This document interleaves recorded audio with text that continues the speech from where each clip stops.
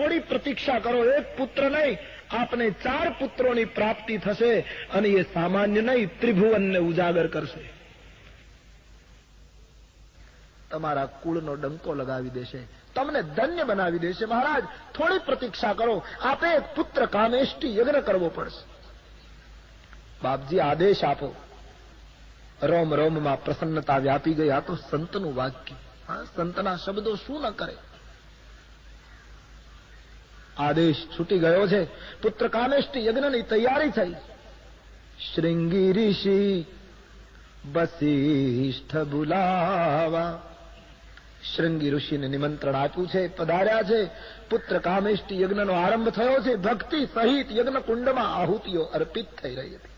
વિશાળ મેદની ઉભી છે. યજ્ઞ નારાયણ સ્વયં આહુતિ સ્વીકારી રહ્યા છે. વેદ મંત્રોથી પવિત્ર યજ્ઞનો આરંભ થાય છે.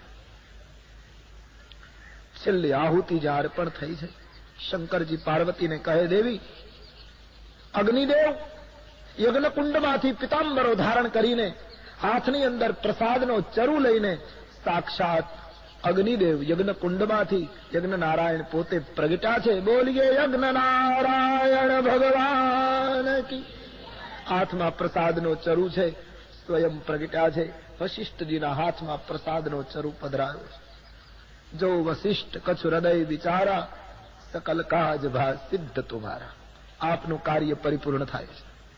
આ પ્રસાદ તમે રાજવીને આપજો, એની રાણીઓને વહેંચી આપે, મનોકામના પૂર્ણ થશે. તબ અદ્રશ્ય પાવક ભય.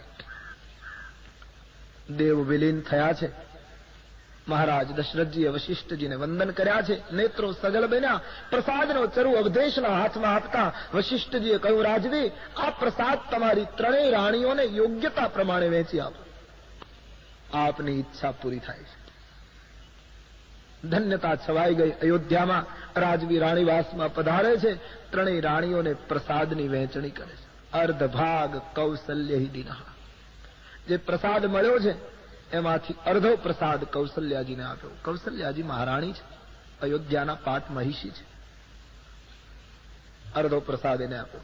યોગ્ય કર્યું. અર્ધો જે બચ્યો એના 2 ભાગ કર્યા, પાપા ભાગ. હવે કૈકેયી અને સુમિત્રાને એ 2 ટુકડા આપવા છે, પણ દશરથજીને ચિંતા થઈ કે પહેલા કોને આપું, કૈકેયીને કે સુમિત્રાને. કારણ કે દશરથજી કૈકેયીના સ્વભાવથી પરિચિત છે. કૈકેયી જલ્દી નારાજ થઈ જાય છે, એવો એનો સ્વભાવ છે. દશરથજી થોડા કૈકેયીના તરફ વધારે ખેંચાયેલા રહેતા હતા. કૈકેયી અતિ સુંદર હતા અને પરિણામે કૈકેયી નારાજ થાય એમ દશરથજી ઈચ્છે નહીં. તો કૈકેયીને પહેલો પ્રસાદ આપી દઉં તો કૈકેયી ખુશ થઈ જાય. પણ બીજો વિચાર એ આવ્યો કે કૈકેયીને ખુશ કરવા માટે હું સુમિત્રાને અન્યાય કર્યા કરું, એ પણ બરાબર નહીં. સુમિત્રાનો દરજ્જો પણ એ છે. તો કોને પ્રથમ આપું, આ એક પ્રશ્ન ઉઠ્યો હતો. સંતો કહે, એક વિચાર દશરથજીને એ આવ્યો, બંનેને એક સાથે બંને પ્રસાદના ટુકડા આપી દો. પણ તો પ્રસાદની વહેંચણી ડાબા હાથે કરી શકાય નહીં. તો જમણા હાથે કોને આપવું, ડાબા હાથે કોને આપવું, એ પ્રશ્ન આવતો. ઘણી રાણીઓ એ કાળમાં લોકો પરણતા હતા ને. એ તો ધન્ય છે રામજીએ કે રામરાજ્ય કરવા માટે એક પત્ની વ્રતની ઘોષણા કરી. એક વસ્તુ તો ચોક્કસ ને કે મહારાજ દશરથજી ઘણી રાણીને પરિણ્યા ન હોત તો રામ વનવાસ ન થાત. રામરાજ્ય તુરત આવ્યું. ઘણી રાણીઓને પરિણ્યા, એમાં કેટલાને રાજી કરવા, કેટલાને, એ કેટલું એક મોટી વિપત્તિ હતી. એ રામજીએ ક્રાંતિ કરી છે કુળમાં. દશરથજીએ નિર્ણય કર્યો, પહેલા કૈકેયીને ખુશ કરી દઉં, સુમિત્રા બોલશે નહીં, સુમિત્રાના માટે પછી નિર્ણય કરું. એટલે પા ભાગનો પ્રસાદ કૈકેયીને આપી દીધો. અર્ધો ભાગ કૌશલ્યાજીને, પા ભાગ કૈકેયીને. હવે પા ભાગ જે બચ્યો એના 2 હિસ્સા કર્યા. એક કૌશલ્યાના હાથમાં અને એક કૈકેયીના હાથમાં આપીને કહ્યું, તમે બંને રાણીઓ સુમિત્રાને આપ્યું. એટલે કે અયોધ્યાના રાજવી દ્વારા, અયોધ્યાના સમ્રાટ દ્વારા સન્માનિત બંને રાણીઓ, તમે હવે સુમિત્રાનું સન્માન કરો. એટલે દરેક રીતે સુમિત્રાનું ગૌરવ વધારી દીધું. આટલા મોટા મહિપતિએ જેનું સન્માન કર્યું, મહિપતિ દ્વારા સન્માનિત રાણીઓ સુમિત્રાને પ્રસાદના 2 ટુકડા કૈકેયી અને કૌશલ્યા જ્યારે સુમિત્રાજીને આપે છે, સુમિત્રામાં ગદગદિત બન્યા છે. કૌશલ્યામાં કૈકેયી અંબા, હા બેન, અયોધ્યાના સમ્રાટે તમારું પ્રથમ સન્માન કર્યું બંને દેવીઓનું. અને અવધના સમ્રાટ દ્વારા સન્માનિત તમે રાણીઓ મને પ્રસાદ આપીને સન્માનિત કરો છો, હું આનો બદલો કઈ રીતે આપીશ? સુમિત્રા કહે. સુમિત્રાજીએ કૌશલ્યાને કૈકેયીને કહ્યું, આનો બદલો હું આપી શકું એમ નથી. એક પુત્ર હું તમારા પુત્રની સેવામાં અર્પણ કરીશ અને બીજો પુત્ર કૈકેયીમાં તમારા પુત્રની સેવામાં અર્પણ કરી દઈશ. 2 પુત્રમાંથી હું એકેય પુત્રને મારી પાસે નહીં રાખું. તમારા સન્માનનો બદલો બંને પુત્રો, તમારા બંનેના પુત્રોની સેવામાં હું સમર્પિત કરીશ. સુમિત્રાજીએ નિર્ણય કર્યો.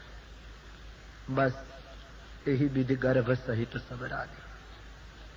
માતાઓએ પ્રસાદનું ભક્ષણ કર્યું છે. સગર્ભા સ્થિતિનો અનુભવ થવા લાગ્યો છે. કૌશલ્યા માના ગર્ભમાં હરિ પધાર્યા છે. રામાયણકારે લખ્યું છે, જા દિન તે હરિ ગર્ભ અહીં આય.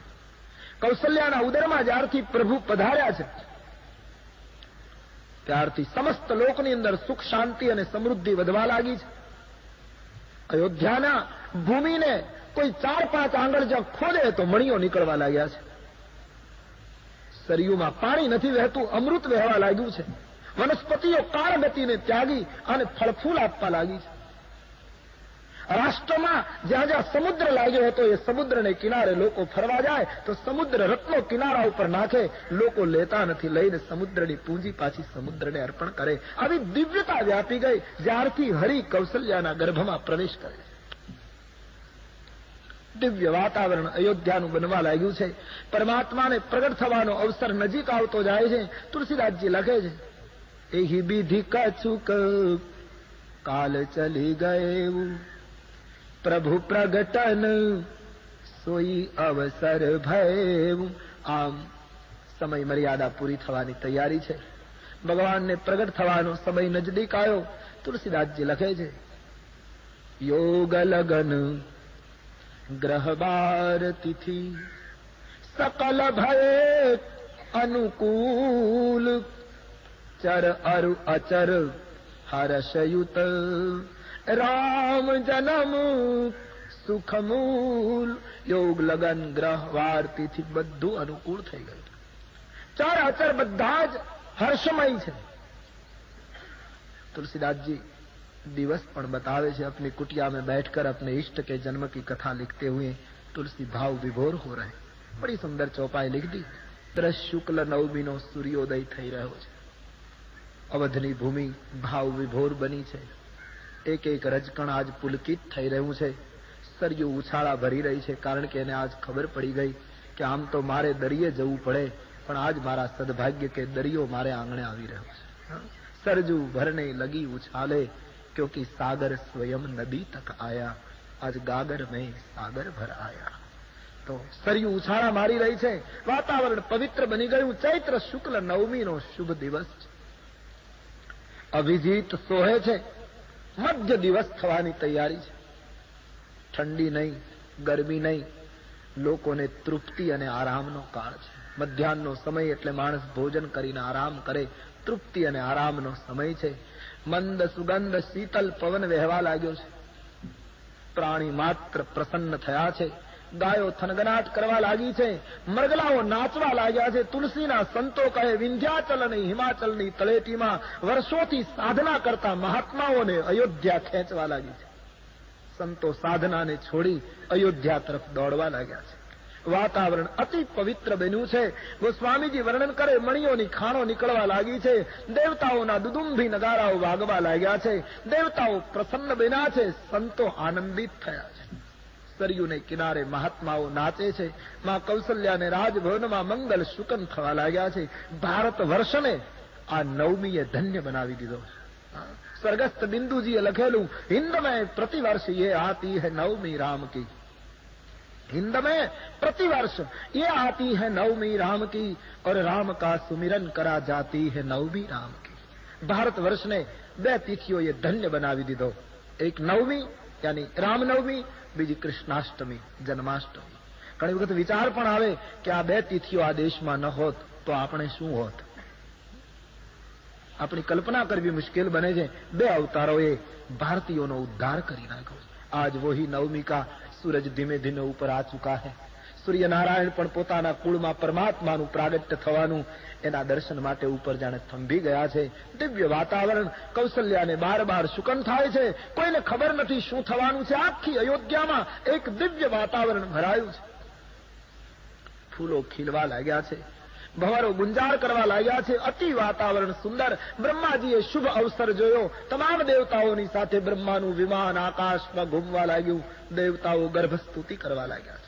પરમાત્માનું સ્વાગત દેવતાઓ આકાશ માર્ગે ગર્ભસ્તુતિ દ્વારા કરે છે. તમામ વિમાનોથી આકાશ છવાઈ ગયું છે. પણ બ્રહ્માજીને થયું કે હવે જલ્દી વિદાય થઈએ. લોકોને ખ્યાલ આવશે તો લોકોને, અમને જોશે, દેવતાઓને જોશે તો લોકો સમજી જશે કે જેનું પ્રાગટ્ય થયું એ બ્રહ્મ હોવા જોઈએ, નહીતર દેવતાઓ ન આવે. અને બ્રહ્મનું પ્રાગટ્ય જો બ્રહ્મ તરીકે જાહેર થશે તો પરમાત્માના અવતાર કાર્યમાં બાધા પડશે. તેથી પોતાની ગર્ભસ્તુતિ પ્રભુને કહીને તમામ દેવતાઓએ વિમાનોને પાછા વાળ્યા. તુલસીદાસજીએ લખ્યું, સુર સમૂહ વિનતી કરી પહોંચે નિજ નિજ ધામ, જગ નિવાસ પ્રભુ પ્રગટેવું અખિલ લોક વિશ્રામ. તમામ દેવતાઓ પરમાત્માની સ્તુતિ કરી પોતાના વિમાનોને પોતાના લોક તરફ પાછા લઈ ગયા અને પોતાના લોકમાં વિમાનોને પ્રવેશ આપ્યો. માનસકાર કહે, દેવતાઓના વિમાનો પોતપોતાના લોકમાં પ્રવેશ્યા અને સમસ્ત લોકનો માલિક કૌશલ્યાના મહેલમાં પ્રવેશ્યો. એક સાથે ઘટના બની. દેવતાઓના વિમાનો એના લોકમાં, સમસ્ત લોકનો અધિપતિ પરાત પર બ્રહ્મ માં કૌશલ્યાના રાજભવનમાં ચતુર્ભુજ રૂપ ધારણ કરી કૌશલ્યાની સન્મુખ પ્રગટ થયા. બોલો ચતુર્ભુજ નારાયણ ભગવાન. માં કૌશલ્યાજીની સન્મુખ ચતુર્ભુજ રૂપે પરમાત્માનું પ્રાગટ્ય થયું. આખો મહેલ પ્રકાશ પુંજથી ભરાઈ ગયો. માં કૌશલ્યાએ દિવ્ય રૂપની ઝાંખી કરતા હાથ જોડી મુખમાંથી શબ્દો સરી પડ્યા. ભય પ્રગટ કૃપાલા દીન દયાલા કૌશલ્યા ગીતકારી હરસિત મહતારી મુનિ મનહારી અદભુત રૂપ બિચારૂપા. ભય પ્રગટ કૃપાલા દીન દયાલા કૌશલ્યા ગીતકારી. પરમાત્માનું ચતુર્ભુજ રૂપે પ્રાગટ્ય થયું. માં કૌશલ્યાજી પ્રાર્થના કરવા માટે અસમર્થતા પ્રગટ કરે. હું કયા શબ્દોમાં અનંત તારી સ્તુતિ કરું? આપ તો આટલે મહાન વિરાટ છો. પ્રાર્થના કરી. માને જ્ઞાન થયું. ભગવાન હસ્યા અને માતાને હું શું કામ આવ્યો છું એ બધી કથા કહી દીધી. અને પછી સંતો એમ કહે છે કે કૌશલ્યામાં ચતુર્ભુજ નારાયણની આગળ પોતાનો ચહેરો ફેરવી લે છે. ચતુર્ભુજ સ્વરૂપે માતાજીને કહ્યું, માં કેમ ચહેરો ફેરવે? બોલે, મહારાજ આપ પ્રગટ્યા, મેં આપની સ્તુતિ કરી, મને આનંદ થયો, એ બધું બરાબર, પણ આપ વચન ચૂક્યા છો. આપ વચન ચૂકી ગયા છો. પરમાત્માએ કહ્યું, કયું વચન? બોલે, આપે એવું કહ્યું હતું અમને કે હું તમારે ત્યાં પુત્ર બનીને પ્રગટ થઈશ. આજે આપ પિતા બનીને પ્રગટ થયા છો. મહારાજ, ભારતીય માતાનું વાત્સલ્ય કેવું હોય, એનો પ્રેમ કેવો હોય, એનો અનુભવ કરવો હોય તો કી જય શિશુ લીલા. આપ ચતુર્ભુજ રૂપ બદલી અને બાળ લીલા કરો, બાળ સ્વરૂપ ધારણ કરો. મને એ સ્વરૂપ પ્રિય છે. આમ કૌશલ્યા માએ જયારે પ્રભુને આદેશ આપ્યો કે આપ બાળક બનો, એ જ ક્ષણે અનંત કોટી બ્રહ્માંડનો નાયક માતાની ભક્તિને વશ થઈને તુલસીદાસજી કહે ચતુર્ભુજ રૂપને વિલીન કરે છે.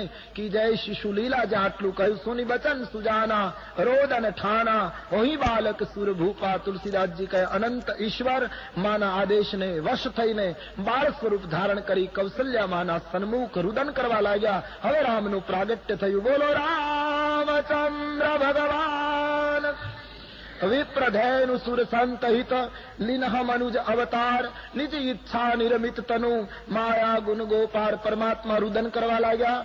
દાસીઓને સમાચાર મળ્યા કે કોઈ બાળક રડે છે. કઈ કઈ સુમિત્રાને ખબર હતા. માતાઓ દોડતી આવી. દાસીઓ અયોધ્યાના દરબારમાં જઈ મહારાજને કહે, મહારાજ વધાય હો. દશરથજીએ કાને શબ્દ સાંભળ્યો, પરમાનંદમાં ડૂબેલા મહીપતિ આવે છે.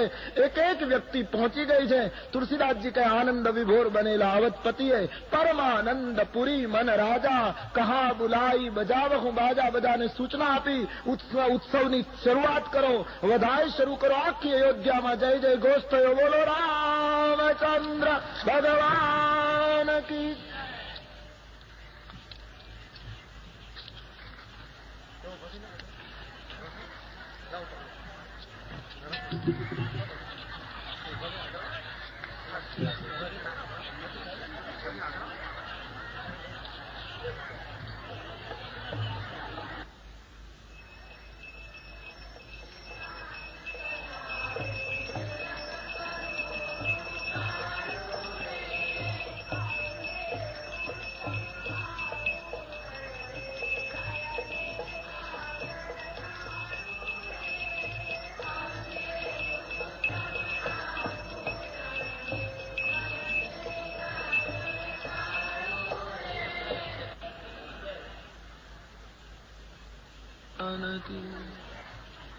શ્રી રામ જય રામ જય જય રામ.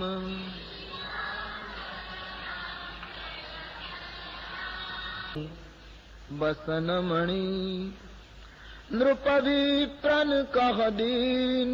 વશિષ્ઠાદિ મહાપુરુષો આવ્યા છે. અંતિમુખ શ્રાદ્ધ જે કંઈ જાત કર્મો કરવા જોઈએ તે બધા કરાવ્યા છે પુત્ર જન્મ પ્રસંગે. અને આ મહાન પ્રસંગે દશરથજીએ બ્રાહ્મણોને ગાયો, મણીઓ અને સુવર્ણનું દાન કર્યું છે. યાચકોને અયાચક કરી દીધા. એટલી દાન દક્ષિણા અયોધ્યામાં આપવામાં આવી. ચારે બાજુ વધાય બોલાય છે. તુલસીદાસજી લખે છે, આટલો આનંદ હજી જાણે ઓછો છે અને એ અધૂરા આનંદની પૂર્તિ થતી હોય. એક નવા સમાચાર રાજભવનમાંથી આવ્યા. ઉત્સવ ઉજવાતો હતો, વધાય બોલાતી હતી. એમાં એક નવા સમાચાર આવ્યા. કઈ કઈ સુતા સુમિત્રા દો. એક નવા સમાચાર આવ્યા. મહારાજ એક નવી વધાય. બોલે શું? કે અમારી કઈ કઈ માતાએ એક પુત્રને જન્મ આપ્યો અને સુમિત્રાજીએ 2 પુત્રોને જન્મ આપ્યો. અયોધ્યાનો આનંદ 4 ગણો થઈ ગયો. કિલ્લાની બહાર આનંદ વહેવા લાગ્યો છે. તુલસીદાસજી કહે, આનંદનું કયા શબ્દોમાં વર્ણન કરવું? અબીલ ગુલાલ ઉડે છે. રાજભવનના પગથિયા માણસોના ધસારાને લીધે એ પથ્થર રજકણ થવા લાગ્યો. ત્યાંની આટલો બધો ધસારો લોકોનો થયો. પુત્રના દર્શન કરવા માટે અનેક લોકો આવ્યા છે. જય જયકાર થતો હતો. અયોધ્યાનું આ કૌતુક અને અયોધ્યાનો આ આનંદ જોઈને સૂર્યનારાયણ થંભી ગયા. રામચરિત માનસમાં એમ લખ્યું છે કે અયોધ્યાનો ઉત્સવ જોવામાં અને એ આનંદ અનુભવવામાં સૂર્યનારાયણને અસ્ત થવાનું ભૂલાઈ ગયું. એટલે 1 મહિના સુધી એ અસ્ત જ ન પામ્યા. 1 માસ સુધી દિવસ રહ્યો એવું રામાયણમાં લખ્યું છે. હવે સ્વાભાવિક બુદ્ધિ નહીં પકડે કે 1 મહિના સુધી રાત જ ન પડે અને સૂર્યનારાયણ એમનેમ રહે. એ કેમ માનવું? પણ મારે પહેલી સ્પષ્ટતા તો એ કરવી કે જગતમાં બધી વસ્તુ કઈ બુદ્ધિથી નથી પકડાતી. ક્યાંક તો બુદ્ધિને એક બાજુ મૂકી દેવી પડે છે. ઈશ્વરની આજ્ઞાથી ચાંદ, સૂરજ, આ પ્રકૃતિ બધું કામ કરે. એ ખુદ પરમાત્મા જયારે બાળક રૂપ લઈને અયોધ્યામાં આવ્યા હોય એ વખતે કદાચ સૂર્ય 1 મહિનો થંભી જાય તો એમાં આશ્ચર્યને કોઈ સ્થાન નથી. સૂર્યનારાયણને થયું હશે મારા વંશમાં બ્રહ્મનું પ્રાગટ્ય થયું, લાવ દર્શન કર્યા પછી આગળ જાઉં. પણ 1 મહિનો કે એટલો અમુક સમય થયા વગર કૌશલ્યાજી રામને લઈને બહાર આવે નહીં અને જ્યાં સુધી રામને લઈને બહાર ના આવે ત્યાં સુધી સૂર્યને દર્શન થાય નહીં. એટલે આજે દર્શન થશે, કાલે થશે. એ પ્રતીક્ષામાં માનો 1 માસ વીતી ગયો. એમ છતાં ગળે ન ઉતરે તો રામજીનું પ્રાગટ્ય થયું ત્યારે લોકો એટલા બધા પરમાનંદમાં ડૂબ્યા કે દિવસ અને રાત કેમ જાય છે એની 1 મહિના સુધી કોઈને ખબર ન પડી. 1 મહિના સુધી રામનવમીને દિવસે બપોરના 12 વાગે જે ઉત્સવ થયો એટલો ઉત્સવ 1 મહિના સુધી અયોધ્યામાં એક રૂપ રહ્યો. અતિશય આનંદના દિવસો કેમ ગયા તે ખબર ન પડી. કોઈને ખાવાનું સુવા યાદ જ નથી. બસ રામમય બની આખી અયોધ્યા ડોલે છે. આમાં 1 માસ ગયો ખબર ન પડી. તુલસીદાસજીએ તો સ્પષ્ટ લખ્યું છે, માસ દિવસ કર દિવસ ભા. 1 મહિનાનો દિવસ થયો, કોઈને મર્મની ખબર ન પડી. રથ સમેત રવિ થાકેવું નિશા કવન વિધિ હોય. આમ અયોધ્યા ધન્ય બની ગઈ પ્રભુના આગમનથી. ભગવાન શંકર કથા કહેતા કહેતા ભવાનીને કહે છે, દેવી, રામનો જન્મ થયો ના ત્યારે હું અને કાગભૂષણજીજી બંને મનુષ્યના રૂપ લઈને અયોધ્યા ગયેલા. બોલે મહારાજ આપ ખુદ ગયેલા કે? હા, એ પ્રસંગે હું ત્યાં પહોંચેલો. પણ દેવી, એ વખતે અમને કોઈ રાજભવનમાં પ્રવેશ કરવા દેતું નહોતું. હું અને ભૂષણજી મનુષ્યના રૂપમાં અંદર જવા જઈએ તો ચોકીદારો ધક્કો મારીને બહાર કાઢે. તમે અજાણ્યા માણસો છો, અમારી રાણીઓને ત્યાં આટલી ઉંમરે પુત્ર જન્મ થયો, તમારી નજરનો ભરોસો નહીં, તમે અજાણ્યા છો. અમને ધક્કો મારીને લોકો સરયુને કિનારે મૂકી જાય. વળી અમે ગિરદીમાં જઈએ, વળી ધક્કો મારીને કાઢી મૂકે. અમને કોઈ પ્રવેશ આપતું નહોતું. એમ તો ન કહેવાય કે હું શિવ છું, તો બધો પડદો તૂટે. પછી પાર્વતી અમે કપટ કર્યું, એક ચોરી કરી. બોલે મહારાજ ચોરી કરી? કયા? શું કર્યું? અમે બંને જ્યોતિષીઓના રૂપ ધારણ કર્યું. હું વૃદ્ધ જ્યોતિષી બન્યો, ભૂષણજીજી મારો શિષ્ય બન્યો, અને અમે દશરથજીને કહેવડાવ્યું કે મહાન જ્યોતિષ વિદ્યાથી પારંગત હિમાલયની તળેટીમાંથી તાજી જ સાધના ભણી અને 2 મહાપુરુષો આવ્યા છે. તમારા 4 બાળકોના જન્માક્ષર જન્મકુંડળી તત્કાળ કરી આપશે. જો પ્રવેશ મળે તો આવું નાટક કર્યું ત્યારે અમને અંદર પ્રવેશ મળે. દેવી, તમને શું કહું? કૌશલ્યાની ગોદમાં રમતા એ રામ રૂપને મેં મારી નજરે જોયું. એનું વર્ણન શિવ કહે હું નહીં કરી શકું. એ તો સ્વપ્નમાં જેણે જોયું હોય એને ખ્યાલ આવે. દેવી, હું તો ભગવાનના દર્શન કરીને પાછો આવ્યો કૈલાસ, પણ કાગભૂષણજી તો એમનેમ અયોધ્યામાં રામની બાળ લીલા ચાલુ રહી ત્યાં સુધી રોકાયા.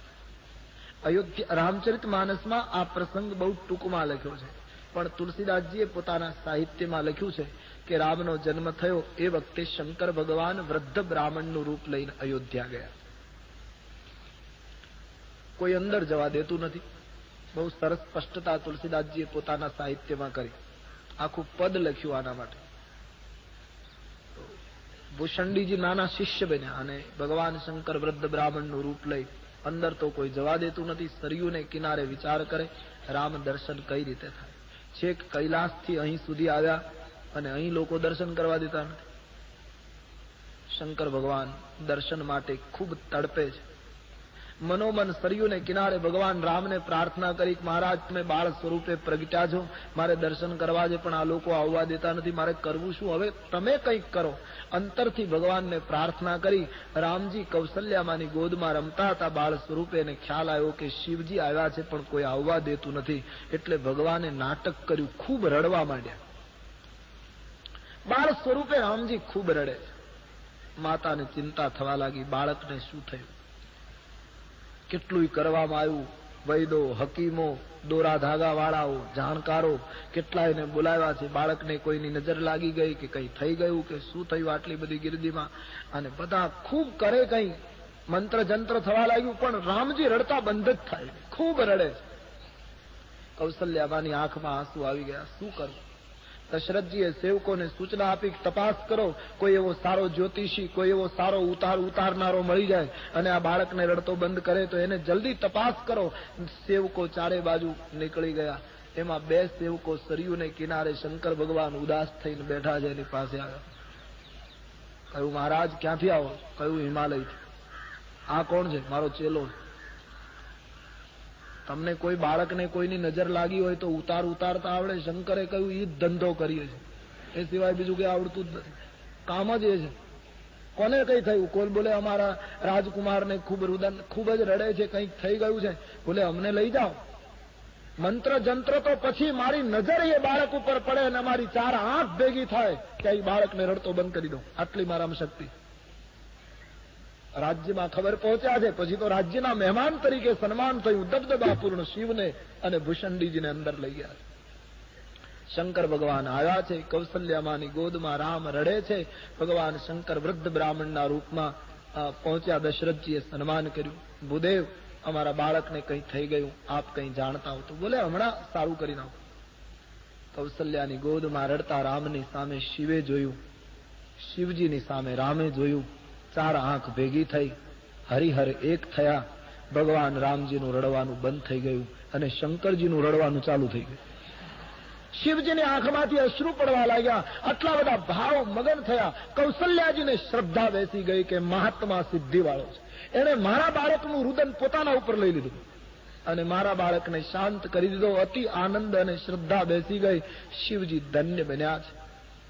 બધાએ શંકરજીનું પૂજન કર્યું છે. કૌશલ્યામાએ કહ્યું, ભૂદેવ, કેટલું કર્યું તોય બાળક શાંત નહોતો થતો. તમારી નજર પડી ત્યાં બાળક રડતો બંધ થઈ ગયો. તમારામાં ખૂબ સિદ્ધિ છે, તમે અમારા ઉપર ખૂબ કૃપા કરી. કૌશલ્યાને શંકર ભગવાને કહ્યું, માં, આ તો હજી ખાલી મારી નજર પડી એટલે રડતો બંધ થઈ ગયો, પણ તમારા બાળકને મારી ગોદમાં આપો તો જિંદગીભર રડે નહીં એવું કરી દો. પ્રસન્નતાયામ, કોઈ દિવસે રડશે નહીં. ગમે તે પરિસ્થિતિ આવે એમાં એને હસતો બનાવી દઉં. કૌશલ્યામાં એ રામજીને શિવજીની ગોદમાં અર્પણ કર્યા છે. અને જ્યાં શંકર ભગવાનની ગોદમાં રામ બાળ સ્વરૂપે આવ્યા છે, શંકર ભગવાનને સમાધિ લાગી ગઈ. અહમ નીર વિકલ્પો નિરાકાર રૂપો વિભૂર વ્યાપ્ય સર્વત્ર સર્વેન્દ્રિયાણામ સદા મે સમત્વં ન મુક્તિર ન બંધઃ ચિદાનંદરૂપઃ શિવોહમ શિવોહમ ચિદાનંદરૂપઃ શિવોહમ શિવોહમ. ભગવાન સમાધિસ્થ થયા છે. ભૂષંડી મહારાજ પરમાત્માના બાળ સ્વરૂપના ચરણારવિંદને સ્પર્શ કરી ધન્યતા અનુભવે છે. કૌશલ્યામાએ શંકર ભગવાન સાવધાન થયા પછી વિનંતી કરી, બાબા, આપ બહુ જાણો છો તો એક વિનંતી કરું. શું? મારા બાળકના હાથની રેખા જોઈ અને જરા કહો ના, આ મારો બાળક મોટો થઈને શું થશે? શંકર ભગવાન જોશ જુએ છે. શંકર ભગવાને કહ્યું, માં, તમારો બાળક બહુ મહાન થશે. આ તમારો પુત્ર તમને જગતમાં ઉદ્ધાર કરી નાખશે, ઉજાગર કરી દેશે. તમારા પુત્રનું નામ લોકો જપી જપીને ધન્ય બની જશે, રઘુકુળને તારી દેશે. માં, તમારા બાળકના પગની અંદર રેખા જોતા મને એમ લાગે છે તમારા બાળકના પગમાં યાત્રાનો યોગ બહુ છે અને ફરવું બહુ પડશે. આના જીવનમાં યાત્રા ખૂબ લખી છે. અને હા માં, એક મહત્વની વાત આપને કહી દઉં હસ્તરેખા જોઈને, આ તમારો બાળક, આ પુત્ર કુમાર થશે ત્યારે એક મહાત્મા તમારી અયોધ્યામાં આવશે અને તમારા બાળકને લઈને જતા રહેશે. કૌશલ્યામાની આંખમાં આંસુ આવ્યા કે બ્રાહ્મણ, દક્ષિણા ઓછી થતી હોય તો વધારે લો, બાકી આવું નહીં જુઓ. કહ્યું, માં, આમાં જે આવે છે એ કહું છું તમને. એક મહાત્મા આવશે, તમારા બાળકને લઈ જશે. પણ માં સુન, કેમ કે મહાત્મા તમારા બાળકને લઈ જશે પછી તમારો બાળક સંસારમાં જેના રૂપનો જોટો નહીં એવી એક મહાન રાજકન્યાને પરણીને અયોધ્યા આવશે. કૌશલ્યાએ કહ્યું, તો બરાબર, હવે આગળ જુઓ. તમારો પુત્ર એક મહાન કન્યાની સાથે પરણીને તમને ધન્ય બનાવી દેશે. માં વધારે દક્ષિણા આપવા લાગી છે શિવજીને. આગળ જુઓ. કૌશલ્યામાં એ પ્રશ્ન પૂછ્યો, હે ભૂદેવ, મારા બાળકના હાથની રેખા જોઈને જરા બતાવો ના, આ પુત્ર મોટો થઈને ગાદી ઉપર બેસશે, અયોધ્યાનો યુવરાજ થશે, યાની રાજગાદી શોભાવશે. શંકર ભગવાન ફસાયા. આમાં શું જોશ જોવું, શું કહેવું? એટલે બડી સુંદર રજૂઆત કરી દીધી. શંકર ભગવાને કહ્યું, માં, હજી તમારું બાળક નાનું છે ને, એટલે રાજ્યાભિષેકની રેખા ફૂટી જ નથી. એ તો જેમ જેમ મોટો થશે એમ રેખા ફૂટશે. મને બીજી વાર બોલાવશો પછી હું જોઈશ, રેખા ફૂટી હશે તો કહી શકીશ. બાકી અત્યારે રાજ્યગાદી ભોગવશે કે શું કરશે એની રેખા હજી ફૂટી નથી, કારણ કે હજી બાળક. માના મનનું સમાધાન. ખૂબ દક્ષિણા આપી. શંકર ભગવાનને દક્ષિણાથી શું નાતો હોય, પણ સામી વ્યક્તિના સંતોષ ખાતર જો ન લે તો ભેદ ખુલ્લો થઈ જાય. દક્ષિણા બધી સ્વીકારી લીધી છે. સરયુને કિનારે જઈ